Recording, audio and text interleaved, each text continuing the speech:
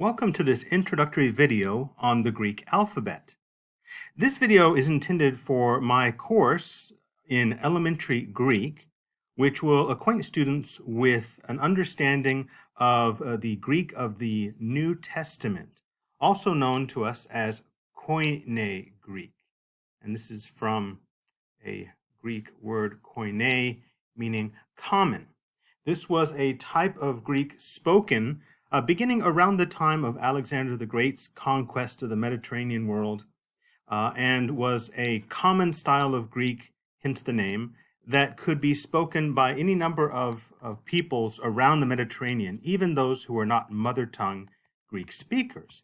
And it is this dialect of Greek that we're learning in this class, because this is the style that was used in the writing of the New Testament books. So let's jump in. We begin with the first letter of the Greek alphabet, and you may want to use a similar format as I'm using here, lined paper, somewhat like you may remember from elementary school when you're first learning how to write your letters in English. And so finding a similar kind of template to this may help you, but that's your choice.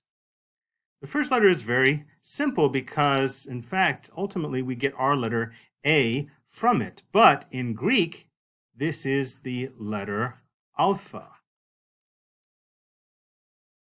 And if you're in my class, I want you to be able to write out the names of these letters in English transliteration. So alpha is the name of this first letter. It's capital, looks like our capital A. And in lowercase, it looks a little bit like our lowercase a. It's just that you want to make more of that fish shape, like this. And the letter alpha in Greek makes the long A sound. This is like the A that you hear in the word father, alpha. Our next letter is the letter beta. And capital beta looks like a capital B. And you write the letter's name in transliteration like this, beta. And it makes the B sound, as in bet, for example. So that B sound is familiar to us. I should take this moment to mention that the system of pronunciation that I'm using is what we call Erasmian. Erasmian Greek pronunciation. Whoops. There we go. Now it's spelled correctly. Erasmian. This is named after the Greek and Latin scholar Erasmus, who lived in the 16th century. He was contemporary with Martin Luther. And Erasmus, a well-known scholar of many things, including theology and certainly of languages like Latin and Greek, he proposed a certain system of pronunciation for the Greek letters, which you would come to understand if you learn any modern Greek is different from the sound of modern Greek in many respects. Scholars are somewhat divided as to how exactly koine would have been pronounced around the time when the New Testament books were written. We know that as with any language, Greek changed over time, but the problem is we can't interview any ancient Greek speakers to know exactly what Greek sounded like during this period. So we're following an Erasmian system of pronunciation in this course, and it's a system that's used by many academic circles, at least in North America and other parts of the world. You'll often see this. Some scholars, nevertheless, use a system more like modern Greek. But for our purposes, we're going to use it like Erasmus's system. Now, the lowercase beta looks like this. Notice how I began below the line. I'm going to do it once more to show you once again.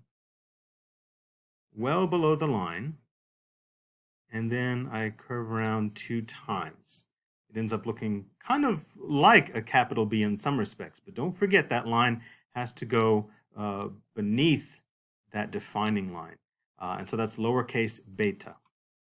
All right, the third letter, oh, before I even get there, notice, by the way, we get our language alphabet in English from these first two letters of the Greek alphabet, or literally alpha beta. The third letter of the alphabet is gamma. And capital gamma looks kind of like if you've ever played Hangman as a kid, that word game, kind of like that. Just or like an upside down L. It got flipped. So that is the letter gamma. The lowercase gamma looks a little bit like a Y, but you want to include a loop at the bottom to really indicate the difference. So that's gamma. You write the name of this letter as follows, gamma. And the pronunciation of gamma is like a hard G, g, as in get, g, g. So that is the letter gamma.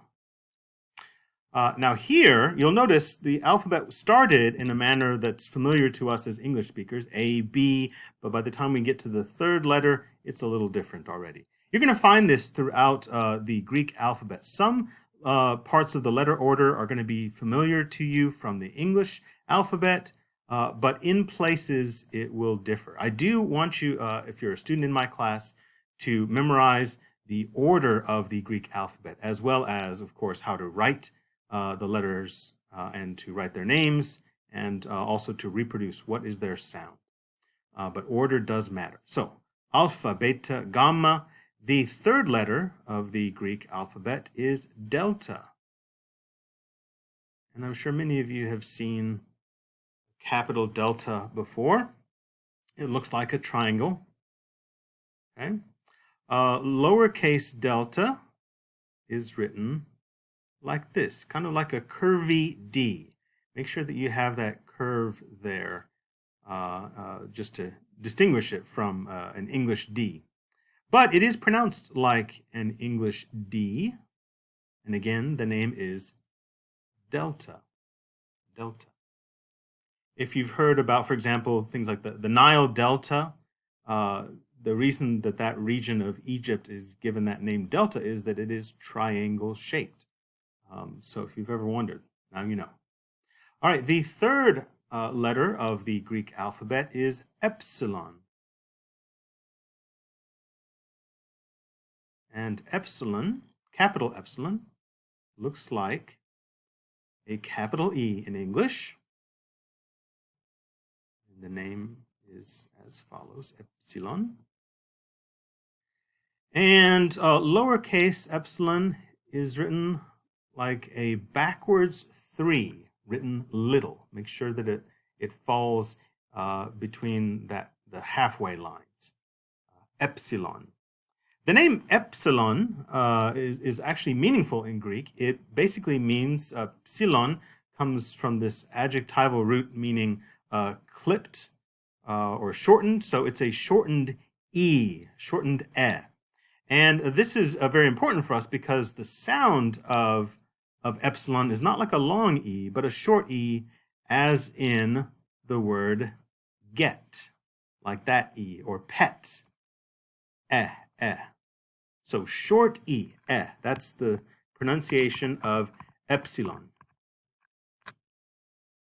All right, let's review what we've got so far. Alpha, beta, gamma, delta, epsilon. And as you'll notice, some of the ordering is familiar from our English alphabet, and that's because we have borrowed not only a number of our letters from the Greek alphabet indirectly through Latin's alphabet, but we have also borrowed the ordering. Even so, there are certain places where the ordering differs. And this next letter will be an example of that very thing. The next letter, which looks like a Z, is the letter zeta. Zeta. And zeta is originally pronounced in Classical and Koine Greek like a DZ sort of sound. Or if anything, it's kind of like the D and S combination at the end of the verb adds. So a DZ sound most originally. If you find that a little too difficult to pronounce, then you can fall back on a Z. That's still recognizable enough. So either a DZ or a Z sound is fine. Lowercase zeta is written like this. This is a little trickier to write. Notice how I began at the top, I curved a little, have a little loop at the top. I bring that line down, curving ever so slightly, and then it has a base at the bottom and a little tail at the very end. And that is zeta. So alpha, beta, gamma, delta, epsilon, zeta.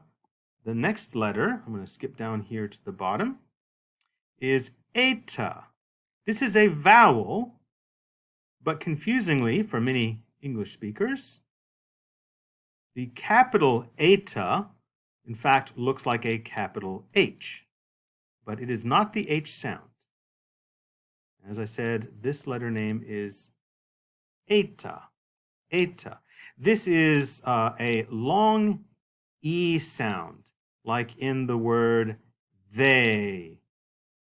Notice that might sound like a long A sound from an English speaker standpoint, but in international linguistics and phonology, we talk about this as a long E sound, A. Or if it helps you, you might think of it like the AY in a word like may.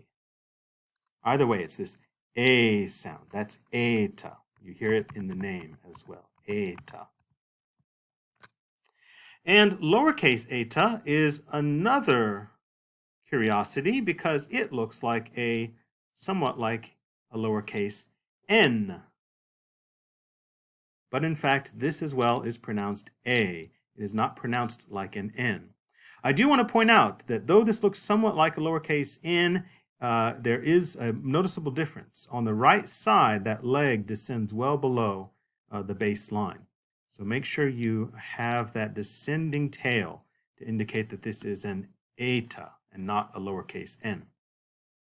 All right, so we've got alpha, beta, gamma, delta, epsilon, zeta, eta, and the next letter is theta.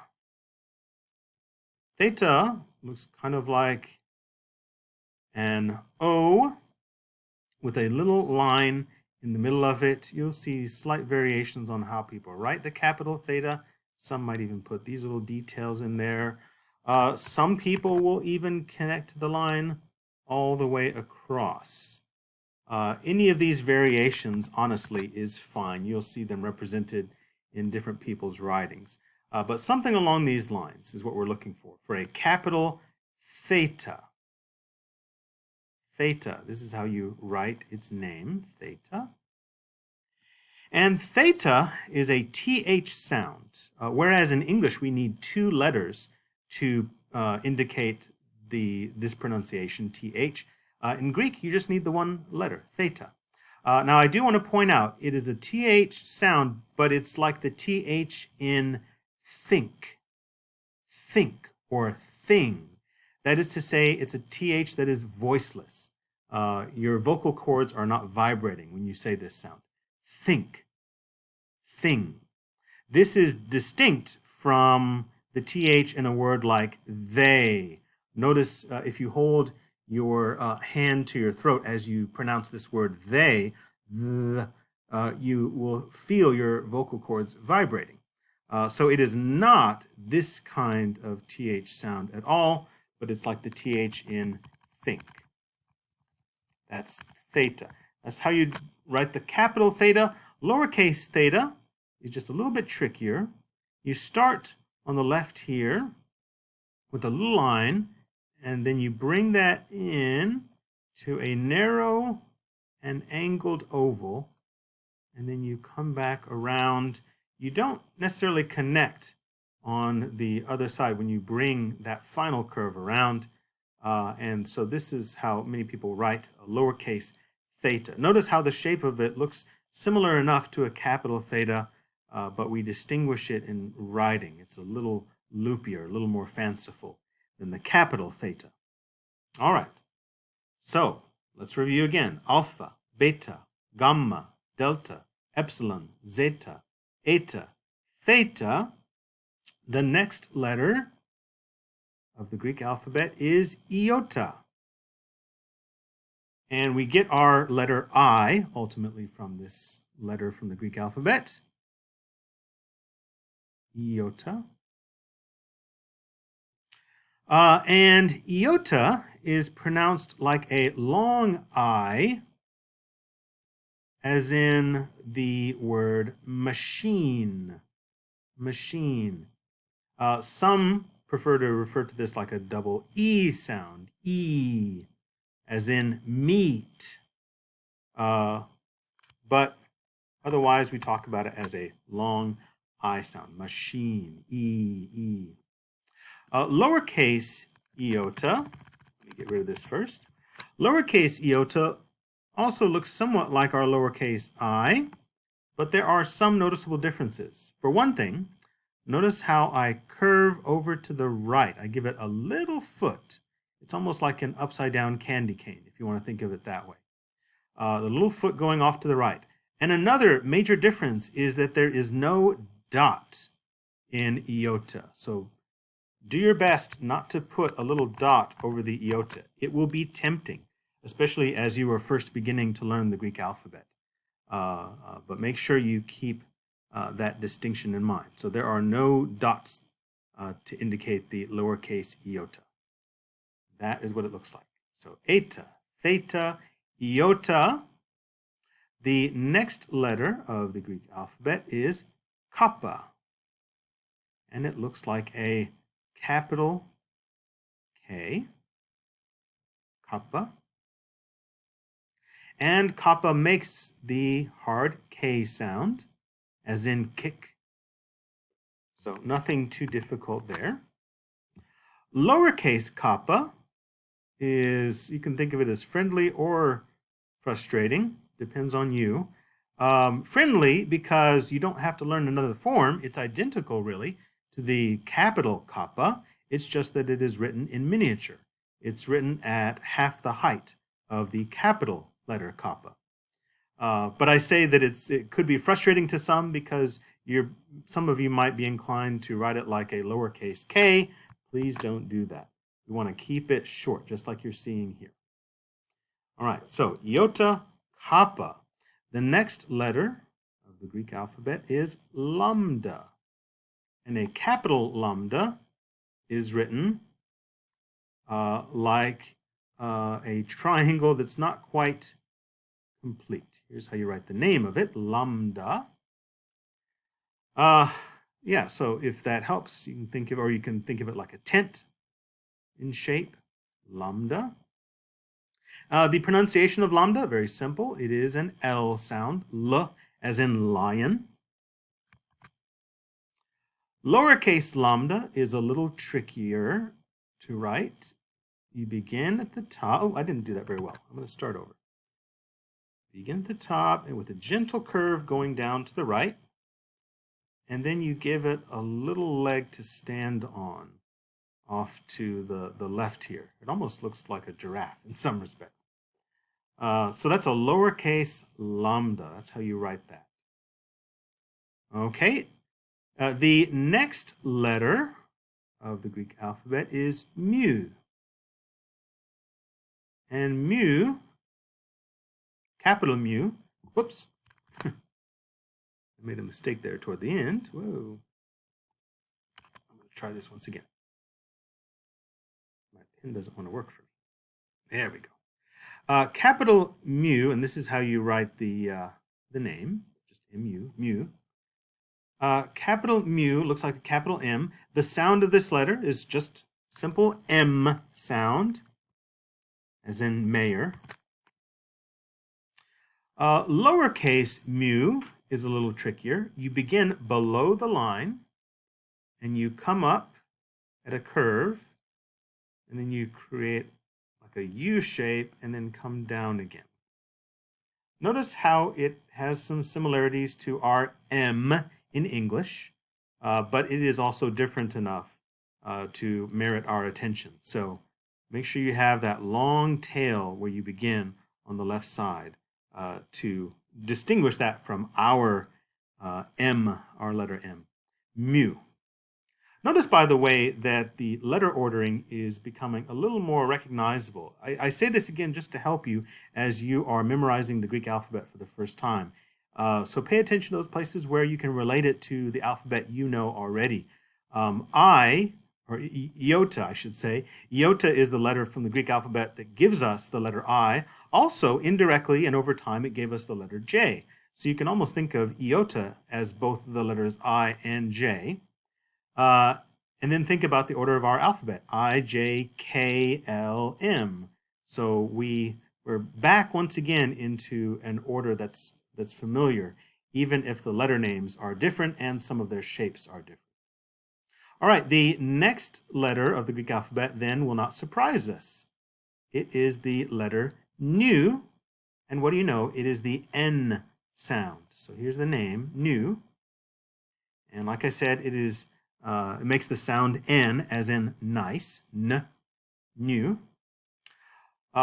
Capital Nu, very friendly to us because it looks like the letter N that we know. But lowercase nu takes some getting used to. You descend, you begin off to the left here with just this little curve, come down, and then you make a sharp return up. And as you're finishing out, you might even curve that top line over to the left just a little bit.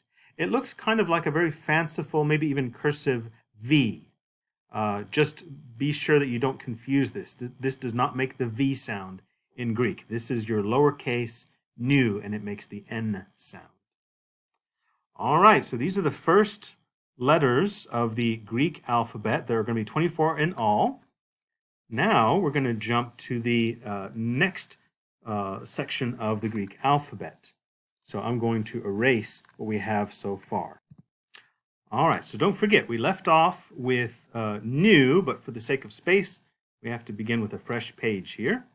The next letter after nu, remember we got in a sort of kick, an order that's familiar. It sounds like the English alphabet, where we had iota, kappa, lambda, mu, nu, which is very much like our I, J, K, L, M, N. And you might expect the O to come next, but there is one letter that's going to come before that O sound in Greek. And this is a strange letter, and we do not have anything like it in English. It is the letter xi. Xi.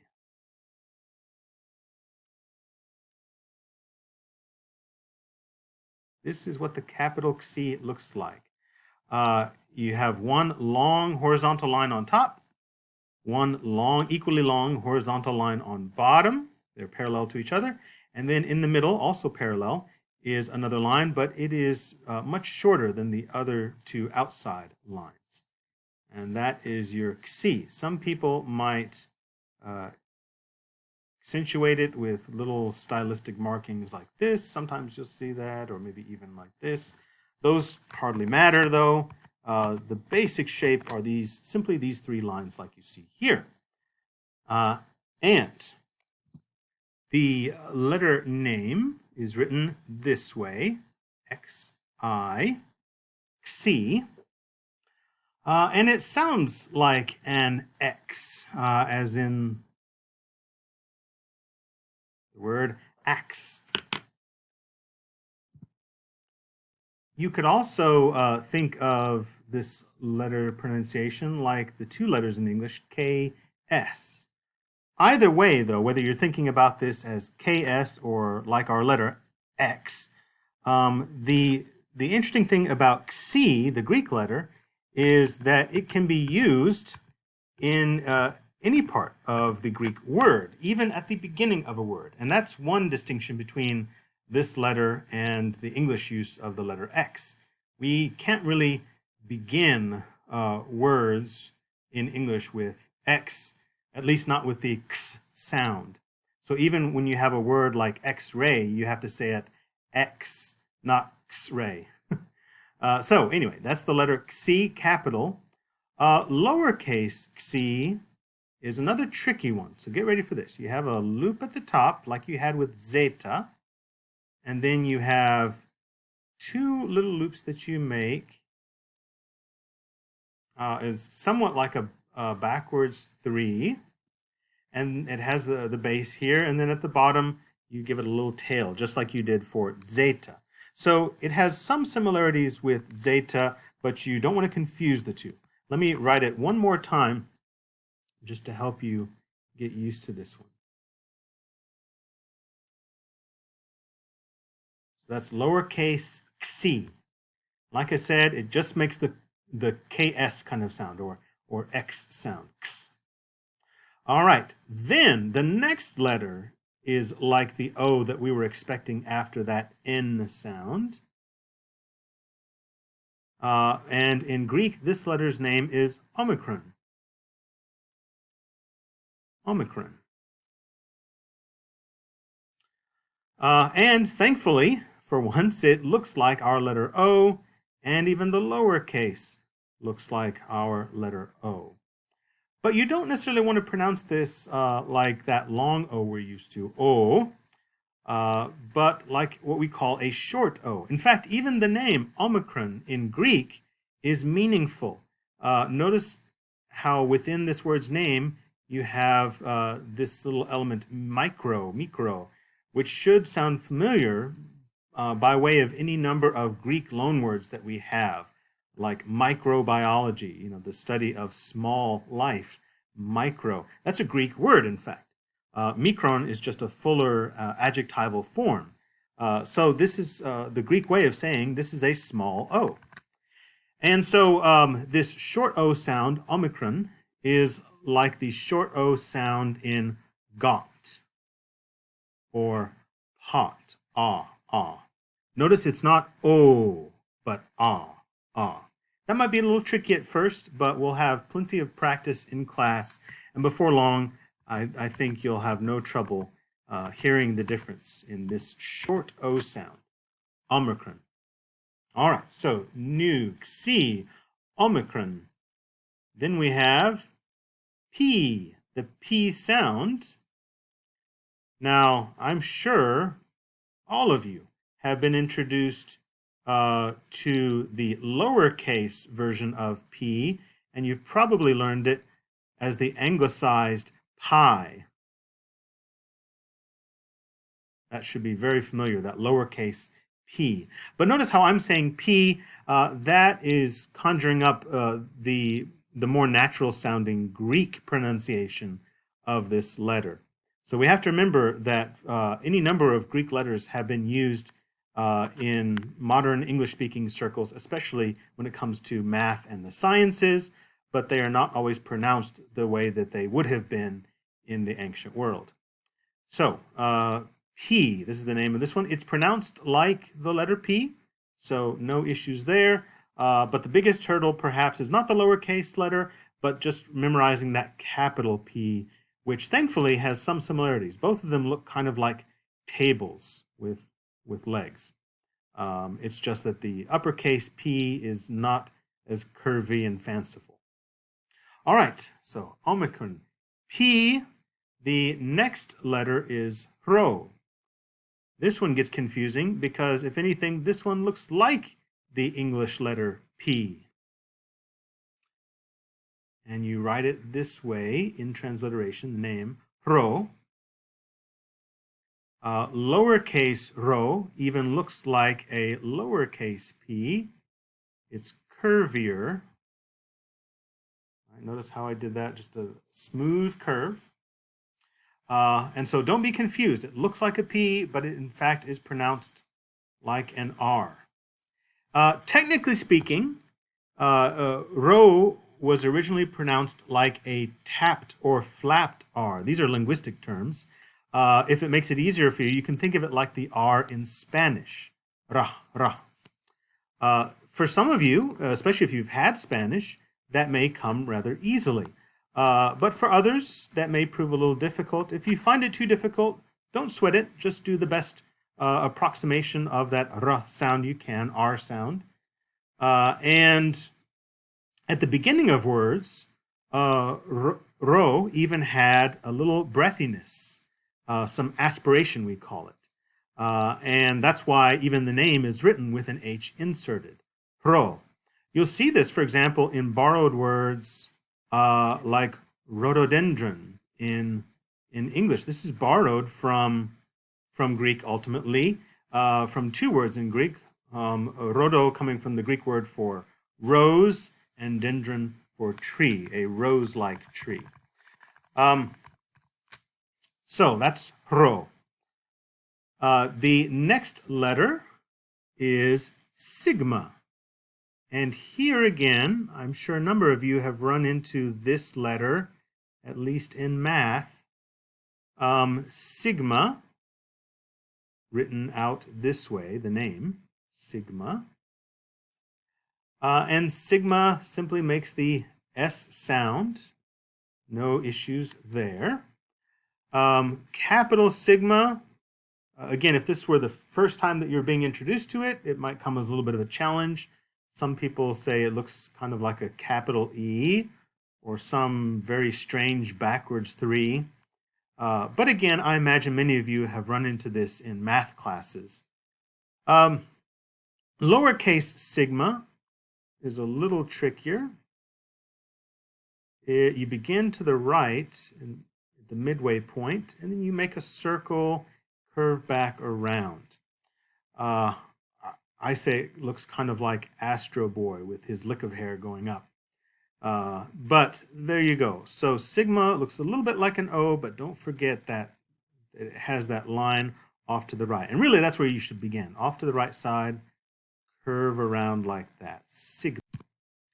Sigma is also distinct as the only letter of the Greek alphabet that has what we call a final form.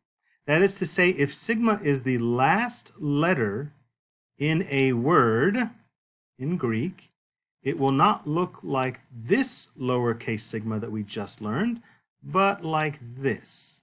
I begin by writing what looks like a lowercase c, and then I give it a little tail. The tail is like the tail that we saw with zeta or with xi before.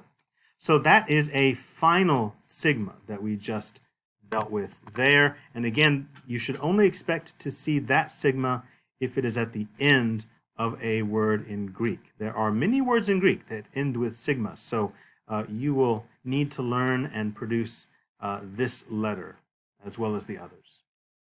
All right, now let's review again what we have seen of the alphabet. We had alpha, beta, gamma, delta, epsilon, zeta, eta, theta, iota, kappa, lambda, mu, nu, onto this page, xi, omicron, pi, rho, sigma, and those last few letters we've seen follow pretty much the order we're used to. Think of it as L, M, N, O, P. Greek does not have the Q. That came to us by way of Latin, but O, P, we skip the Q, R, S, and what do you know? The next letter of the Greek alphabet is what gave us the letter T, but in Greek, the name of this letter is tau. Tau. And capital tau looks like a capital T, no problem there. Lowercase tau looks like a somewhat fanciful curved T, like a capital T written small. So don't make this like our T in English, lowercase, that has that long line. It is not that. But like I said, a little curvy. The top of that lowercase tau looks like that curvy top on P, on that letter. And then the bottom of the tau looks like that slightly curved line of iota, if that helps. So that's tau, and tau is simply pronounced like the letter T in English. So no issues there. All right, now just a few more letters to go and we are done. The next letter of the Greek alphabet is Upsilon. And it is written, oddly enough, capital, like a capital Y. Notice how I embellish the top part of this letter. I have little curved lines here. So it's not exactly like a capital Y, at least not the way that most of us might write it. And lowercase epsilon looks like a curvy U.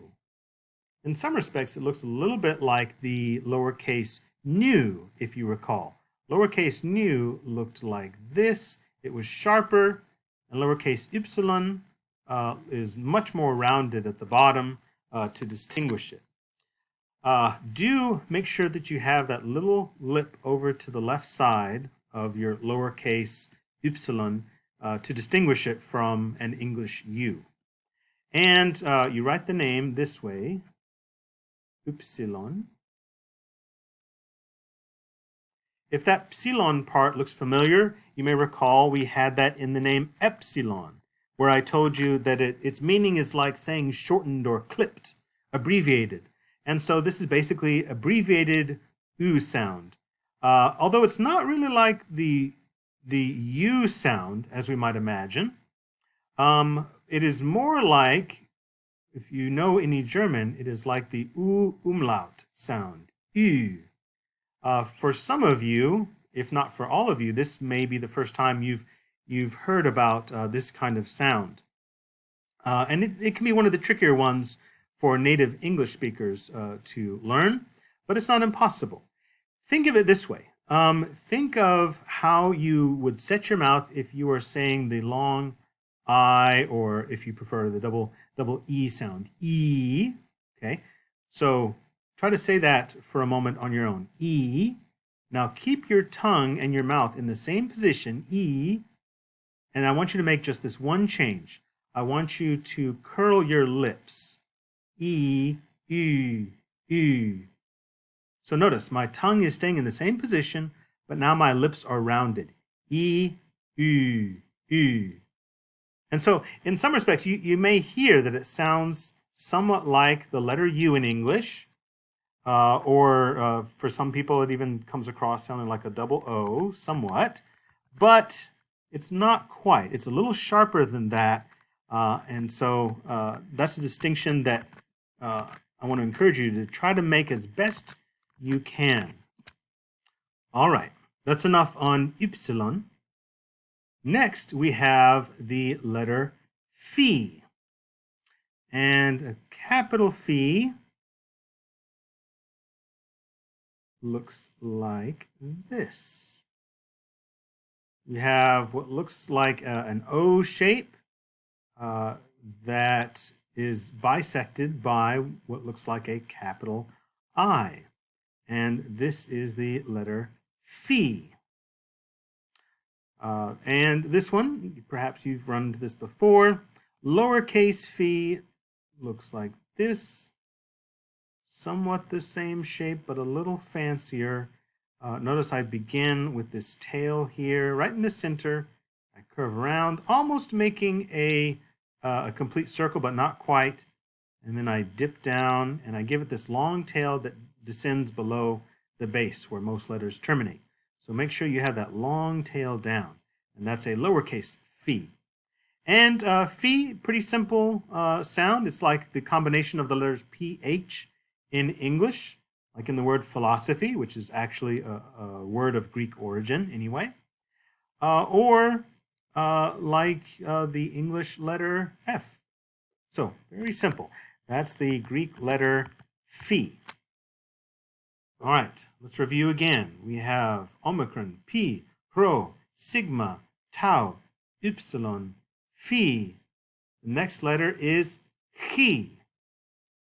And it looks like an X, but it does not sound like an English X. And we write it this way.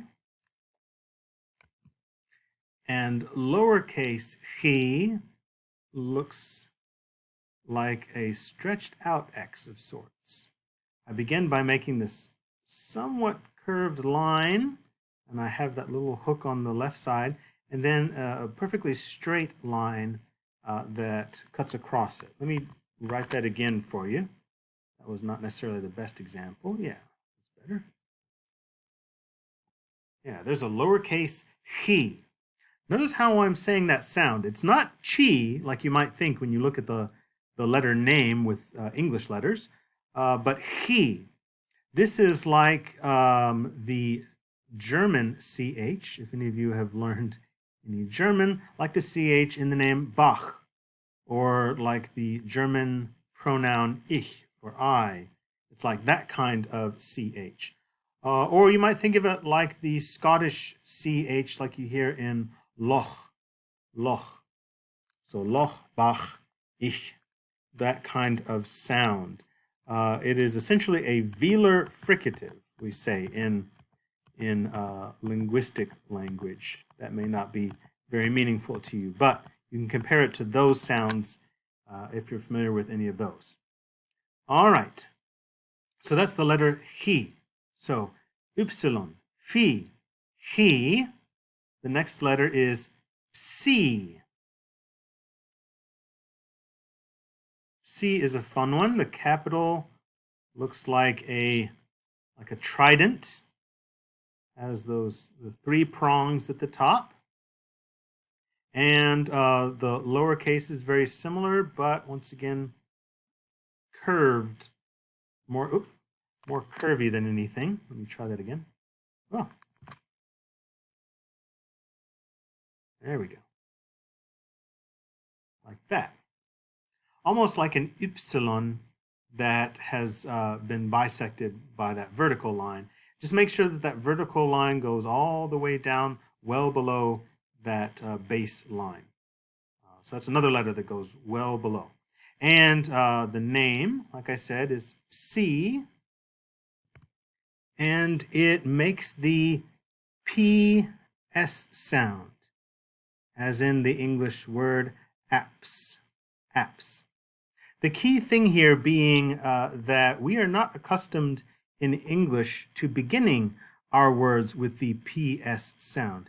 Even those words like psychology that we have borrowed from Greek, originally this comes from a Greek word, and that begins with the PS, or originally in Greek, the psi letter. But notice how we don't say psychology, but we say psychology. But if you've ever wondered, why do certain words in English begin with PS? If you're familiar with any of those words, they probably come from Greek. And the reason, now you know, is because they originally were this letter psi. The ancient Greeks had no problem beginning a word with that sound. Ps. All right. So, xi, omicron, pi, rho, sigma, tau, upsilon, phi, chi, psi, and the final letter of the Greek alphabet is omega. Capital Omega, you'll typically see written one of two ways. Either this way, notice it's like almost a full circle, but not quite, with 2 feet on the opposite ends, or alternatively, and either of these ways is fine for writing the capital, alternatively like this, which is almost like a simplified picture of a person's head, neck, and shoulders, if you want to think of it that way. So either way of writing the capital Omega is fine. Lowercase omega looks like a curly W. All right, but make sure that you have these as curves and not like sharp angles. It is not like our lowercase w, but we're talking about the letter omega here. So that's the lowercase omega, and here's how you write the name. Perhaps you're familiar with the famous statement of Christ in the book of Revelation, where he says, I am the Alpha and the Omega. And many of you, maybe all of you, already know that this is a reference to the Greek alphabet. By saying, I am the Alpha and Omega, that's his way of saying, I am the beginning and the end of things. So Omega, the last letter of the Greek alphabet. And remember, before we learned about Omicron over here, and I told you that that micron part is the origin of our word micro, meaning small. So that was small o, whereas this final letter we're learning is omega, big O. And that mega should look familiar because we have borrowed that word into many English words in our own language. So mega, you know already, means big. So big O, and it has a different pronunciation from Omicron that we learned before. Remember, that was like the O in got. This O, omega, is a long O. A long O, as in the word note. That kind of long O sound. O, note. Or like the O that we hear in the word boat. That kind of sound, right? So that's the long O sound of omega. And congratulations, you have made it to the end of the Greek alphabet. But the trickiest part is what lies ahead. It is memorizing this alphabet. So what I want you to do is spend some good time committing the order of the Greek alphabet to memory. Some of that will come naturally because, like I said before, our own English alphabet derives not only some of its own letters, but even their ordering from the Greek alphabet. But in other places that will be a little tricky.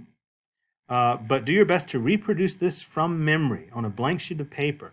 And it's going to take a few tries, to be sure. But the more you practice, it will stick.